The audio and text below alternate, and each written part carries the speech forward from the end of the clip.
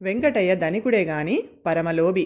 అతను భార్య పోరు పడలేక తీర్థయాత్రలకు బయలుదేరుతూ ఇంటి బాధ్యత కొడుకు మీద పెట్టి వెళ్ళాడు. ఆ ఇంటికి బావి లేదు.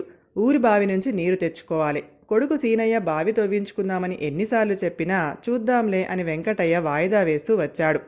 తండ్రి గట్టిగా వద్దనలేదు కనుక సీనయ్య తమ పెరట్లో బావి తవ్వించసాగాడు. 2 అడుగుల లోతున ఇనప్పెట్ట దొరికింది. దాని నిండా డబ్బు బంగారు నగలు ఉన్నాయి. అవి ఎక్కడివో సీనయ్యకు అర్థం కాలేదు. బాబు, అవి మీ పూర్వీకులవి అయి ఉంటాయి. ధర్మాత్ములు. ఆ డబ్బు మాబోటి పేదవాళ్లకు పంచేసి పుణ్యం సంపాదించుకోండి అన్నారు కూలీలు.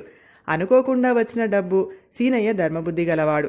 అందుచేత డబ్బు బంగారము పేదవాళ్లకు పంచేశాడు. వెంకటయ్య తిరిగి వచ్చి బావి చూసి బావి తవ్విన చోట తాను పాతిపెట్టిన ఇనప్పెట్ట ఏమైందని అడిగాడు. సీనయ్య జరిగిందంతా చెప్పాడు.